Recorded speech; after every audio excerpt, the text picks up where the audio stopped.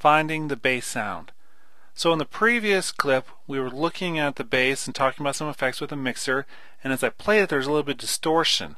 Now I want to go through and just give you a little heads up on this, because as we start mixing this is going to become critical, and that's in the audio settings. I'm using the Audio for All version 2 driver, and what was happening was I had the setting down here at 256, which when I start getting instruments and samples loading and then using different effects, it becomes a problem in the sense that we don't have the processing power then. So what I had to do is actually turn this up to 1024, and then it was working just fine. So I close that out, push play.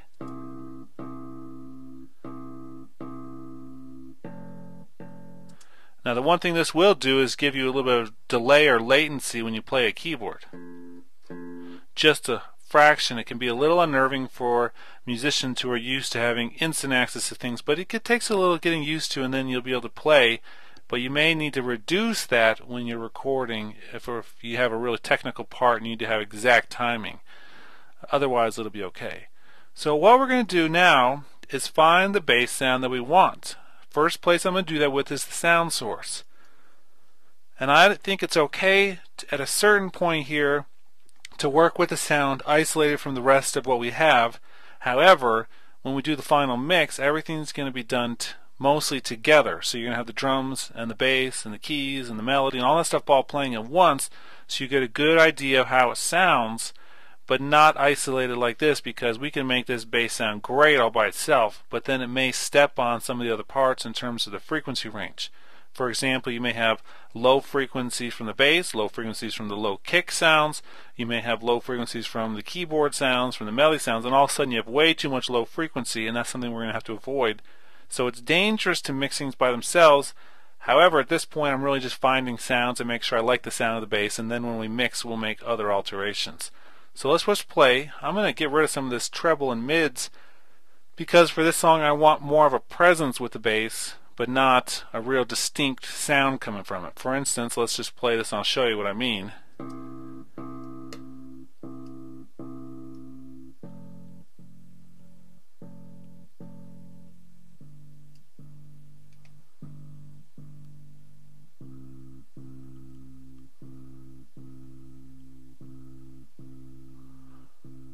So you see now we just have kind of a presence there.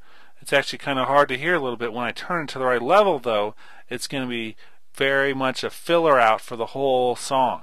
Let's unsolo our bass now and hear this a little bit with the other drums.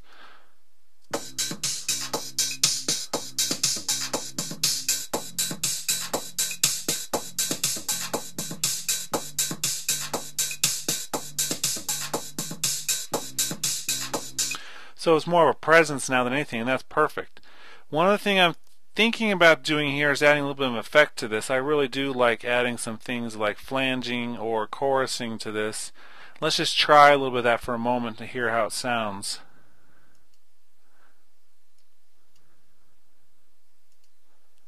I'm going to find a preset here.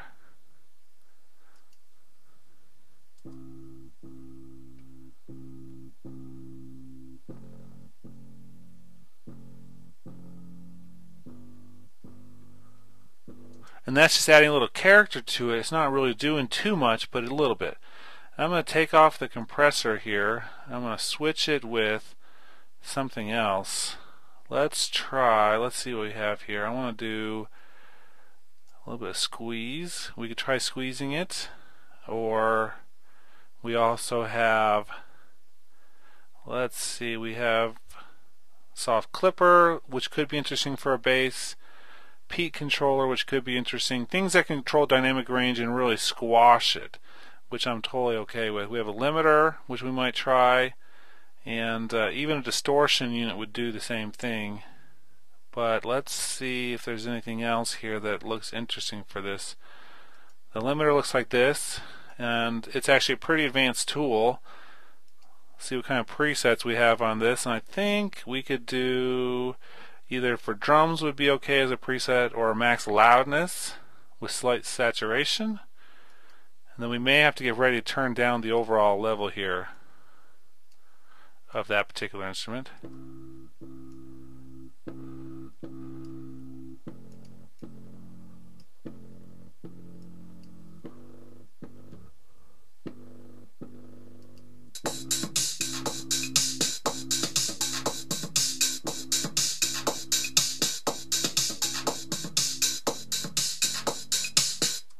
What this does is control the overall dynamics of it, and similar to the same settings I talked about in the compressor in the previous clip, we have an attack, a release.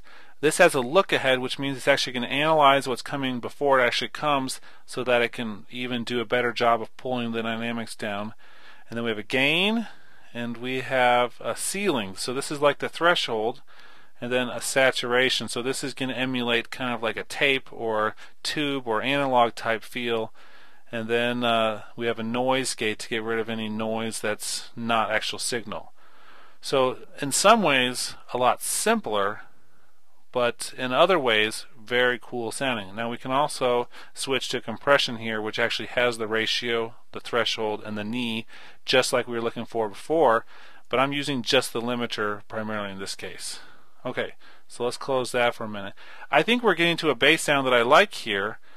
Now if we wanted to, we could also automate some of these levels, but we're not to that point. We don't have a song yet, so the mix is going to have to come a little bit later.